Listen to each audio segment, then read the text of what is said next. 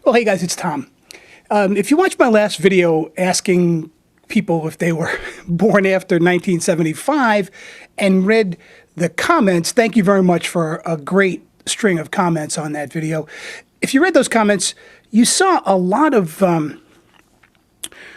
back and forth in regard to the ability of young people to accurately estimate their ability to perform all kinds of different tasks in the workplace. And that got me thinking about the issue of self-confidence and about the issue of overconfidence. Now, I think that self-confidence is probably one of the most misunderstood constructs in psychology because people often believe that in order to develop self-confidence, that in young people, in children, and even in employees and people in the workforce, that the thing to do is to praise the young people's performance and their abilities, and be very positive in regard to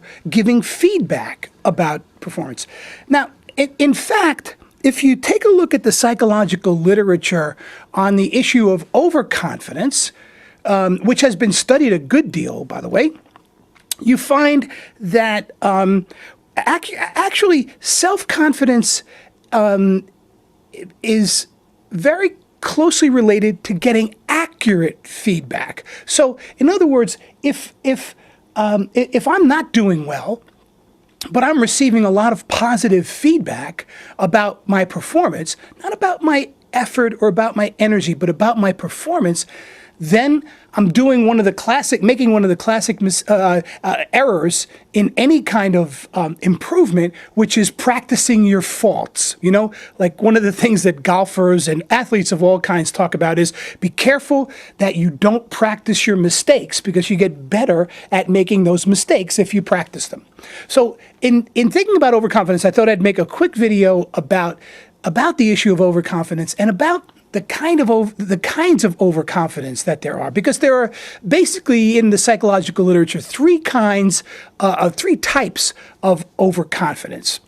Now, the first type is one that I guess we probably always think of when we think about overconfidence. It's the issue of overestimation, and that is when you think that you are better at being able to do something than you really are. You know, if you think you have more control over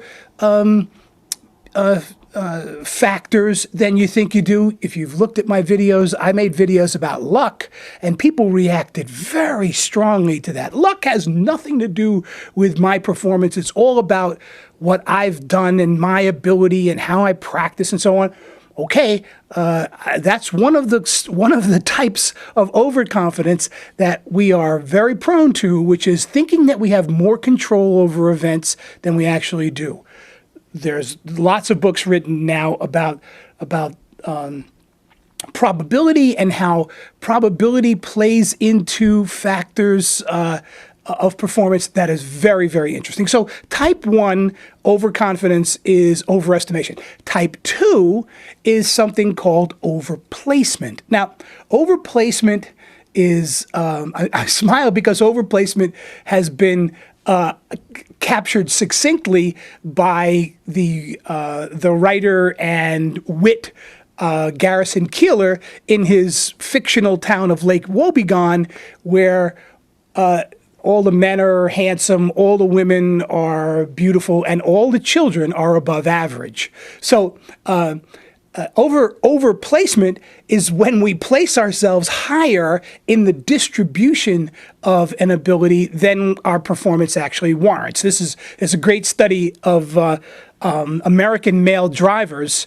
70% of us male drivers in America think we are in the top 5% of driving ability. So overestimation is the second kind of overconfidence error that we typically make. The third kind is something called overprecision. And overprecision is very seductive. This is when we think we can predict things much more finely than we actually can. So if you ask somebody to tell you with 90% confidence what is the height of Mount Everest, give me a range of the height of Mount Everest at 90% precision. Now, the logical thing would be for us to say the height of Mount Everest with 90% precision, the height of Mount Everest is between 1,000 feet and 40,000 feet.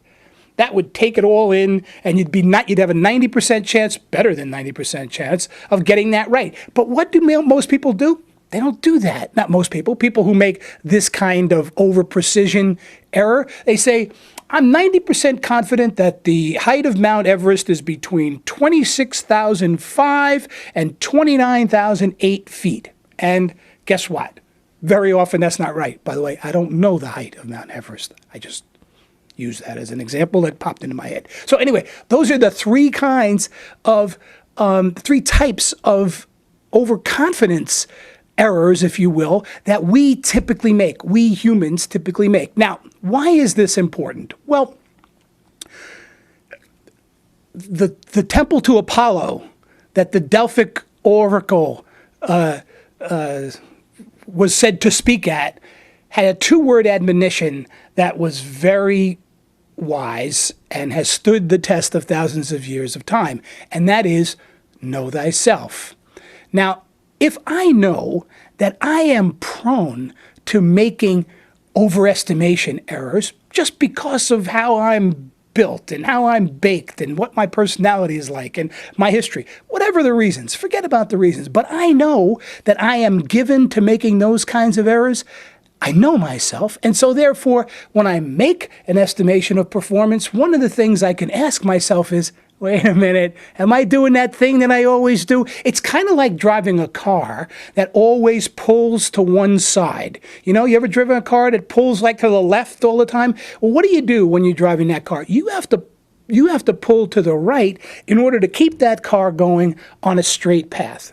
Knowing thyself in regard to overconfidence means knowing the types of errors, overconfidence errors, to which you are most prone, and we're all prone to some, and the conditions under which you're most likely to be overconfident. Overconfidence is not something that we have all the time, typically. It's something that has a kind of a when and when not character to it. When am I overconfident? When am I not overconfident? When am I confident? When am I not confident?